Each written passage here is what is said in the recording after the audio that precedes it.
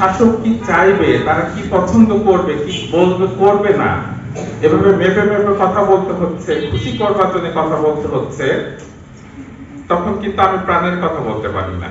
কিন্তু আজ প্রাণের কথা বলার দিন। আমি আমার 22 বছরের কর্মজীবনে এটি দেখিনি, এবং যারা যা বলছেন, যেহেতু বানানোর কথা বলছেন না, কাউকে খুশি করবার জন্য বলছেন না, কোনো প্রেসক্রিপশন অনুযায়ী বলছেন না, সে কারণে কথাগুলো হৃদয় উৎসারিত, সঙ্গত কারণেই শ্রোতারাও কিন্তু মন দিয়ে শুনছেন। আমরা অতীতে এই মঞ্চে যারা শহীদ বুদ্ধিজীবী, তাদের সকলের নাম উচ্চারিত হতে দেখিনি। আজকে কিন্তু যারা আসছে বক্তৃতা দিতে, তারা কিন্তু নামগুলো জেনে আসছে, বলেছে। আমি বলতে চেয়েছিলাম, স্বাধীন কিন্তু বলেছে। আজকে আমাদের শিক্ষার্থী কি চমৎকার ভাবে বুদ্ধিজীবীর সংজ্ঞা দিলেন, আমি বিস্মিত হয়েছি। আমাদের অন্য সংগঠনের ছাত্রদল, ছাত্র শিবিরের ছেলেরা যেভাবে পড়াশোনা করে এসে কথা বলছেন, আমি এটি কিন্তু আগে দেখিনি। কারণ আমাকে যখন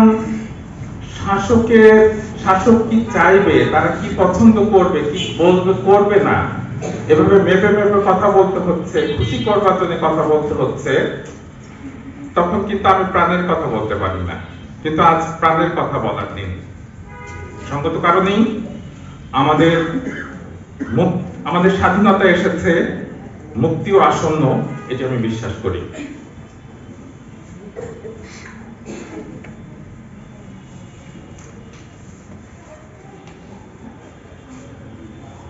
ডিসেম্বরকে আমরা প্রধানত বুদ্ধিজীবী দিবস হিসেবে জেনে থাকি, কিন্তু বৃহত্তর অর্থে যে কথাটি বলা হয়নি, হয়তো অনেকে জানেন, আমি শিক্ষার্থীদের উদ্দেশ্যে বলছি। 1971 সালের 25শে মার্চ থেকে শুরু করে 1972 সালের 31শে জানুয়ারি পর্যন্ত যে সকল বুদ্ধিজীবীকে শুধু ঢাকা শহরে নয়, বাংলাদেশের আনাচে কানাচে হত্যা করা হয়েছিল, এই সকল হত্যাকাণ্ডকেই আসলে বুদ্ধিজীবী হত্যা হিসেবে ধরা হয়। এবং আমরা জেনেছি এই সংখ্যা, আমরা যাদের ছবি দেখছি তারা নন, এই সংখ্যা কিন্তু হাজারেরও বেশি। এবং এর কারণ ছিল যে পাকিস্তানি শাসক এবং তাদের যে দোসররা, তারা বুঝতে পেরেছিল এই জাতি স্বাধীন হতে চলেছে।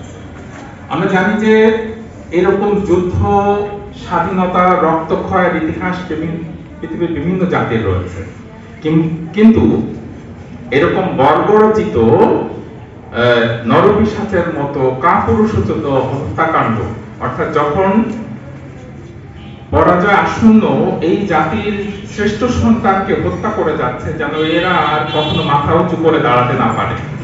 আপনাদের বেশি না, একটা মানুষের কথা, এই যে শুধু যে আমাদের চলচ্চিত্র পরিচালক জহির রায়হানের কথাই আপনি ভাবুন, তার মৃত্যুতে কিন্তু বাংলাদেশের এই চলচ্চিত্র অঙ্গনের যে ক্ষতিপূরণ, সেটি কিন্তু আজও হয়নি। তার উত্তরসূরি যারা ছিলেন, খানাতর রহমান, আমজাদ হোসেন, তারা কিন্তু চেষ্টা করেছিলেন, কিন্তু একজন জহির রায়হান কিন্তু কোনো অংশে সত্যজিৎ রায়ের যে কম ছিলেন না। এবং যাদের নাম বলা হলো, আমাদেরকে আসলেই যে চিকিৎসা ক্ষেত্র বলেন, চিন্তার ক্ষেত্রে বলেন, আমাদেরকে সম্পূর্ণভাবে পঙ্গু করে দেওয়া হয়েছে। তাহলে আজকে প্রসঙ্গ 71 গেল, 1924 এসেছে। এই 14 ডিসেম্বর আমাদের কি বার্তা দিচ্ছে? আমি আবারও বলছি, আমি ভীষণ রকম আশাবাদী হচ্ছি। আমারই বোধহয় ছাত্র ছিল আলমগীর, উনি সেটা বলেন, আমি খুব গর্ববোধ করছি যে প্রচুর পড়াশোনা তার রয়েছে, এবং তিনি তার পরিপার্শ্ব সম্পর্কে, বাংলাদেশ সম্পর্কে, বিশ্বের ইতিহাস, সাহিত্য, সভ্যতা, চিন্তা সবকিছু সম্পর্কে তিনি পড়াশোনা করে এখানে কথা বলছেন। তিনি আক্ষেপ প্রকাশ করছেন যে আমাদের একজন রুশো নেই, একজন ভলতেয়ার নেই, একজন কার্ল মার্কস নেই। আমাদের ম্যাডাম নাহিদ তিনি বলেছেন যে আমাদের বুদ্ধির যে বুদ্ধিজীবী যে হত্যাকাণ্ড, সেটি কেবল 14 ডিসেম্বর 1971 হয়েছিল। প্রতিনিয়ত বুদ্ধিজীবীদেরকে হত্যা করা হয়েছে, হয়তো শারীরিক ভাবে নয়, মানসিক ভাবে। যে শাসক যখন এসেছে, তারা চেয়েছে যে এই বুদ্ধিজীবীরা, এই বিশ্ববিদ্যালয়ের শিক্ষক, এই সাংবাদিক হয় আমাদের পক্ষে কথা বলবে, নইলে দেশ ছাড়বে অথবা কথা বলবে না। এই যে বিবেককে হত্যা করা, সেখান থেকে আমরা কি কতখানি সাহসের পরিচয় দিতে পেরেছি। তো স্যার একদিন আমাদের অধ্যক্ষ মহোদয় বলেছিলেন যে এরকম আমি কথাগুলো বিভিন্ন জায়গায় বলতে আমি নিজেও ভাবছি, যেটি স্যার বলেছেন যে এরকম বিপ্লব, শাসকের পলায়ন পৃথিবীতে প্রভাব ঘটেছে, কিন্তু বিশ্ববিদ্যালয়ের ভিসিরা কেন পলাতক হবেন, বিচারক কেন কলাপাতায় সীমান্তে শুয়ে থাকবেন? তাহলে আমরা কি সবাইকে নিজেদেরকে বিক্রি করে দিয়েছিলাম? এই 21 বছরে এখানে দাঁড়িয়ে সত্য কথা কজন আমরা বলতে পেরেছি?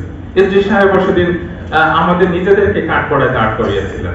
আমিও নিজেদের আয়নায় আমরা যদি মুখ দেখি, ছাত্ররা বিপ্লবের সময় আমাদেরকে কেউ কেউ বলেছিল এবং তারাও বলেছে, আমাকে একদিন মোটরসাইকেল কে দাঁড় করিয়ে বলেছিল যে স্যার আপনাদের কেসি কলেজ, মহিলা কলেজ, সরকারি কলেজের কাউকে তো আমরা আন্দোলনে পাচ্ছি না। আমি পরোক্ষভাবে বলেছিলাম যে আসলে দেখো, আমরা যে সরকারি চাকরি করি, আমাদের অনেক সীমাবদ্ধতা রয়েছে। তো যাই হোক, এই সীমাবদ্ধতা আরো অনেকেরই ছিল না। তো সেখান থেকে আমরা কি করেছি? আজকে 1924 এই 14 ডিসেম্বর কিন্তু নতুন ভাবে, নতুন রূপে আমাদের এসেছে। সম্ভবত বছর দেড়েক আগের কথা, আমি লেখক হিসাবে আমাকে ডাকা হয়েছিল যে গল্পকার হিসাবে আমি কি লিখছি, আমি ছোট গল্প লিখছি, এই দেশে বসে আমার কি উপলব্ধি, আমি প্রায় 30 বছর ধরে লিখছি। তো সেখানে আমি বললাম যে আসলে তো আমি আমার মনের কথা, প্রাণের কথা আমি বলতে পারি না। আমি যা ভাবি তার প্রায় 15 আনাই আমার অন্তরের মধ্যে রয়ে যায়, বুকের মধ্যে আচর পাচর করে বের হবে।